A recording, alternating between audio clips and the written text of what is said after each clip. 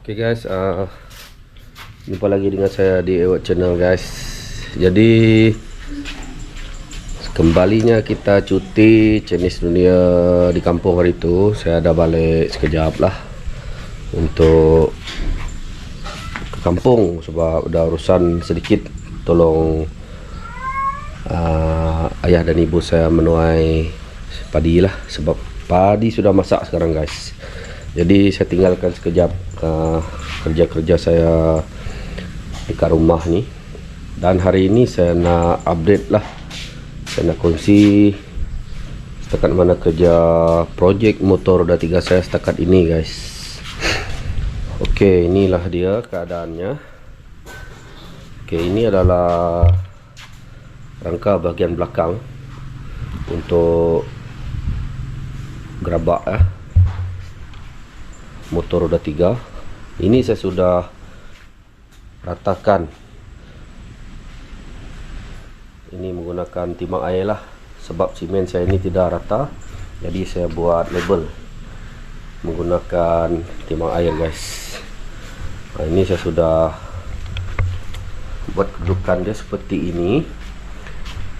Okey, dan ini adalah dia punya bucket belakang. Ini saya nak bersihkan. Lepas tu saya nak pasang plate besi ni guys. Okay. Lepas tu baru saya simpan dekat sini. Buat masa ini saya belum dapat simpan dekat sini dulu, bagi memudahkan kerja-kerja saya membuat penyambungan rangka belakang ini ke motosikal. Okey, ini adalah motosikal yang akan kita gunakan nanti guys. Ini adalah motosikal SOM 110cc kalau tidak silap saya lah. Okey, saya sudah mula buka hari itu.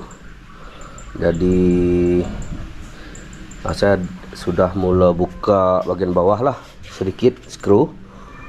Oleh kerana hari itu saya sudah start bercuti, saya nak balik kampung, jadi saya tinggalkan dahulu guys. Untuk hari ini saya nak sambung balik kerja-kerja membuka bahagian motosikal ini, supaya nanti kita dapat tengok dekat mana rangka dia, dan kita akan melakukan pemotongan pada bodi motosikal ini guys.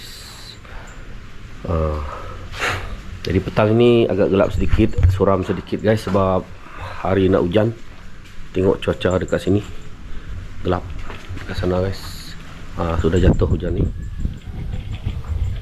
Jadi dekat sini ada suram sedikit lah cahaya. Saya akan buka motosikal ni guys. Okey, stay tune.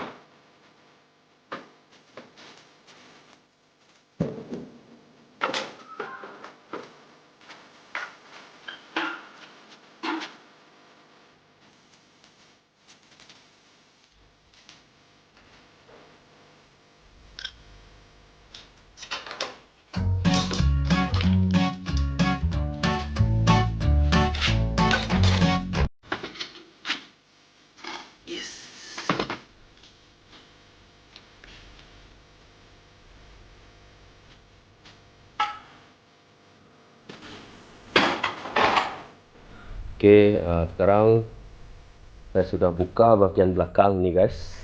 Yang ini tadi. Dan semua peralatan dia dekat sini lah. Barang-barang yang kita buka tadi dekat sini. Jadi proses yang akan kita buat selepas ini adalah kita akan buat pemotongan bodi. Lebih kurang di sini. Sebab ini adalah tangki minyak. So kita akan buat pemotongan dekat sini guys. Lepas tu kita akan buat cantuman ke rangka belakang ni. Tapi sebelum itu kita kena buat motosikal ini betul-betul label rata. Sebab semen ini dia agak miring ke sebelah parit guys. Jadi mungkin kita akan buat tambahan sedikit seperti inilah. Selepas kita membuat sukatan menggunakan timang air juga. Ini kalau kita tengok memang dia agak tidak cun guys. Kecuali kita buat seperti ini sedikit. Tidak banyak lah, mungkin dalam 0.5 cm macam tu untuk naik ke atas sebelah sini. Okay guys.